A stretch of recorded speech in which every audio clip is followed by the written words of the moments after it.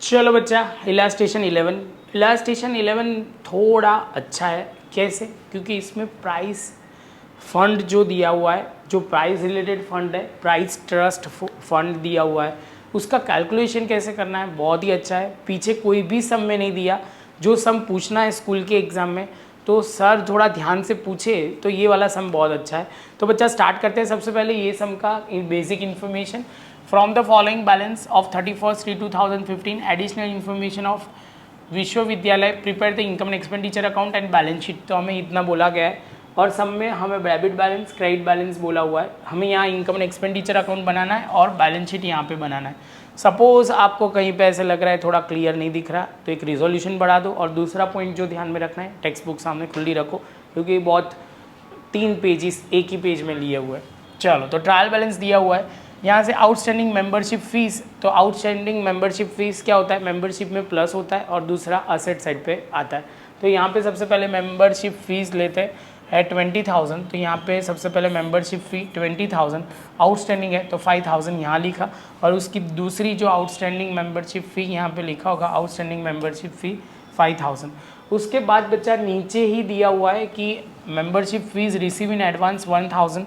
तो एडवांस होगा तो माइनस होगा, प्रीपेड इनकम बोला जाता है इसको, तो माइनस होगा। और दूसरी जो पॉइंट ध्यान में रखना है, membership fee receive in advance, ये आ जाएगा लायबिलिटी साइड। तो बच्चा मेंबरशिप का पॉइंट क्लियर।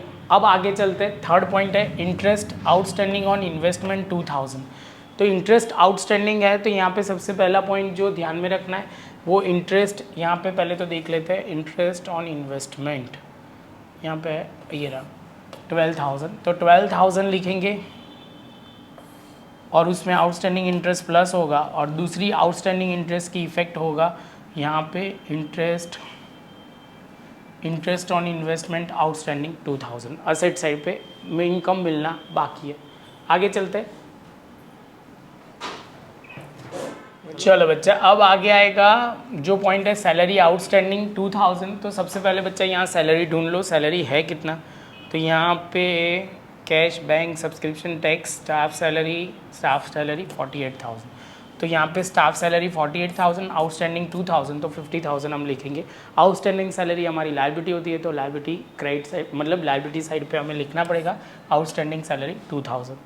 चलो बच्चा, प्रीपेड इंश्योरेंस, तो इंश्योरेंस ये तो टोटली बेसिक लेवल का पॉइंट है। तो यहाँ पे हम प्रीपेड इंश्योरेंस, तो इंश्योरेंस का यहाँ पे टैक्स एंड इंश्योरेंस 1,500 है। तो यहाँ पे हमने लिखा टैक्स एंड इंश्योरेंस, क्या बोला है प्रीपेड, तो प्रीपेड माइनस होगा और हम आउटर कॉलम में अमाउंट लिख देंगे। प्रीपेड हमारा असेट होता है तो यहाँ पे हमने लिख दिया प्रीपेड इंश्योरेंस 200। उसके बाद ट्यूशन फ़ी आउटस्टैंडिंग 1,000, तो यहाँ पे ट्यूशन फ़ी है 40,000 प्लस 1,000। तो ये इनकम आउटस्टैंडिंग है। इनकम आउटस्टैंडिंग है तो बच्चा ऑलवेज क्या होता है, असेट साइड पे हमें लिखना होता है। तो income outstanding tuition fee outstanding 1,000 हम लिख देंगे। चलो बच्चा, उसके बाद लास्ट में दिया हुआ है डेप्रिसिएशन, बहुत सारी चीज़ पे देना है। Annual depreciation 20% on library books. तो यहाँ से सबसे पहले बच्चा शुरू करते हैं। Library books and purchase during the year, तो 16 एंड 4,000। डेट नहीं गिवन है तो 20,000 पे ही पूरा डेप्रिसिएशन 20% चार्ज करना है।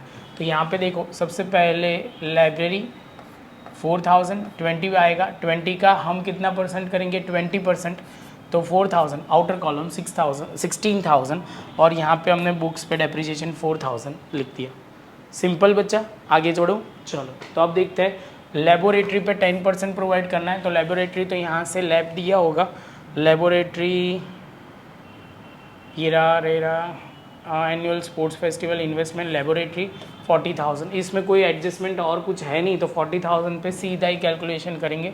लेबोरेटरी 10% 4,000, आउटर कॉलम 36,000, 4,000 हमारा डेप्रिसिएशन होगा लेबोरेटरी का, तो ये हमने लिख दिया।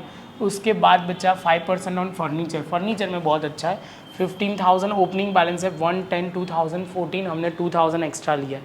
तो यहाँ पे कैलकुलेशन पार्ट पे देखना है, न्यू फर्नीचर 6 मंथ ही यूज़ हुआ है तो न्यू फर्नीचर की वैल्यू है 2,000, तो 2,000 इंटू 6/12 और यहाँ 5% बोला हुआ है, 5% यहाँ है ना डेप्रिसिएशन फर्नीचर पे। तो रेट ऑफ फर्नीचर कितना है, रेट ऑफ डेप्रिसिएशन कितना है, rate of depreciation on furniture is 5% है। तो यहाँ पे आपको 5% करेंगे तो 50 आएगा, और जो 15,000 ओपनिंग जो दिया हुआ है 15,000 पे 5% करोगे तो 750, टोटल डेप्रिसिएशन 800 आएगा। तो यहाँ पे लिखना है ओपनिंग प्लस परचेज 17, उसमें से 800 डेप्रिसिएशन माइनस करेंगे, आउटर कॉलम 16,200, और डेप्रिसिएशन जो फर्नीचर पे है वो 800 हम यहाँ पे लिख देंगे। Simple point. चलो आगे चलते हैं। तो इसके साथ बच्चा फर्नीचर का डेप्रिसिएशन खत्म। बिल्डिंग की बात करते हैं। बिल्डिंग में तो सिंपल ही होता है, तो ये दोनों तो ख़त्म हो गए। बिल्डिंग ये रहा हमारा 60,000, तो 60,000 पे 5% करेंगे तो हमारा हो जाएगा 5% नहीं 2%, तो 1200, तो 58,800, और यहाँ पे हम बिल्डिंग का डेप्रिसिएशन लिख दिया और उसका टोटल करके लिख दिया। यहाँ तक तो बहुत सिंपल एडजस्टमेंट थे। अब जो ध्यान में रखना है वो वाले इन्वेस्टमेंट 1,20,000 कितना बचा 120, तो असेट साइड पे इन्वेस्टमेंट लिखा होगा, तो यहाँ पे इन्वेस्टमेंट और 120। उसके बाद एनुअल स्पोर्ट्स फेस्टिवल एक्सपेंस, तो ये इनकम एक्सपेंडिचर अकाउंट में हम लिखेंगे। यहाँ पे ये लिखा हुआ है, ये रहा एनुअल स्पोर्ट्स इक्विपमेंट 5,000। उसके बाद बच्चा स्टेशनरी प्रिंटिंग 2,500 सीधा लिख देंगे। स्टेशनरी प्रिंटिंग 2,500 एक्सपेंस है इसलिए। सब्सक्रिप्शन ऑफ न्यूज़पेपर तो 1,000 एक्सपेंस है, तो वो आ जाएगा यहाँ पे। इसके बाद bank balance, bank and cash balance on hand, तो ये जो है वो असेट साइड पे कैश एंड बैंक बैलेंस लिखा जाएगा, कैश एंड बैंक बैलेंस। उसके बाद बच्चा investment of price fund, investment of price trust fund. Investment word use हुआ है, क्या वर्ड यूज़ हुआ है इन्वेस्टमेंट, तो इन्वेस्टमेंट ऑलवेज असेट साइड पे आता है, तो investment of price trust fund to 20,000।